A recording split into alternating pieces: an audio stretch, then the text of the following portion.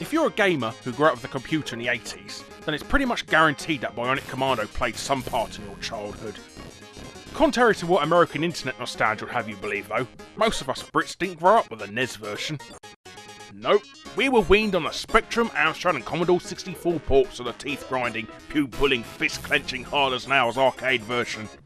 You may think you're hard-beating Mahal in Call of Duty 4 and Veteran Milado, but that's a walk in the park compared to the original 8-bit Bionic Commando. And we loved every minute of it. Not that I'm saying the most excellent NES version was Easy Mind, that was also responsible for many a busted joypad too, as was the awesome Xbox Live Arcade and PSN remake from last year. Fast forward to 2009 where we have the official sequel to the NES Bionic Commando, which is also called Bionic Commando for some reason.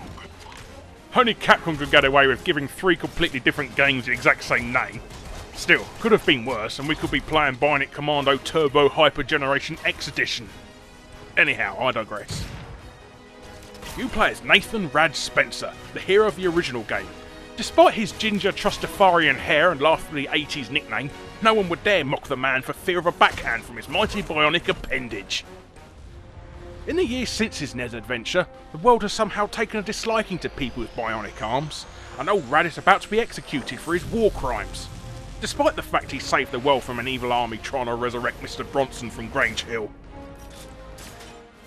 But as luck and plot device would have it, terrorists attack on the day of his execution, and Nath is spared the chair in return for helping rid the world of villainy once more. How very Jack Bauer. The first thing that's apparent with Bionic Commando is how much Nathan loves to use his appendage to fly around Ascension City. So the obvious assumption would be, oh, it's another blooming Spider-Man clone, isn't it? And we don't mean Ben Reilly, true believers. Luckily, it couldn't be further from the truth. Capcom have been sneaky beggars and not giving you the luxury of just roaming anywhere with zero consequences. No. Having an organ that weighs several £100 doesn't exactly make good bedfellows with water. So the skill in the game is keeping away from the ground and always having one eye on the next available object to help you progress through the game. Also while avoiding the barrage of enemy gunfire. Sounds tricky, but once you master your bionic arm and get the hang of the inertia of flinging yourself around levels, there's a great feeling of power to be had. Your mechanical mitt also has a few other features under its hood, like introducing enemies to your Doc Martens with the nifty zip kick, and the sheer sadistic joy of using it to pick up cars and crates and flick them at enemies. Or if there's no vehicles at hand, just fling enemies at enemies. It never gets old. From finding an all-new weapon to take the enemies on, to conveniently remembering a tactic you learnt in training, the game never lets up in intensity.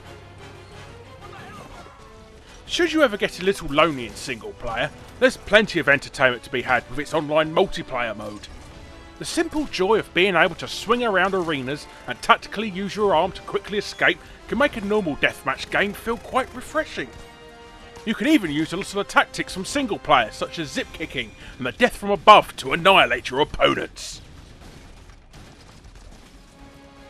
Retro nostalgia and 80s remakes seem to be a bit flavour of the month at the moment, but Capcom's classic game series are definitely right for this kind of treatment. Whether you're a rose-tinted retro head or a new school next-gen gamer, Bionic Commando is a modernised blast from the past and something that any arcade adventure fan should get stuck right into. In fact, it's well worth taking out Bionic Commando for a swing. Yeah, I'll give my code.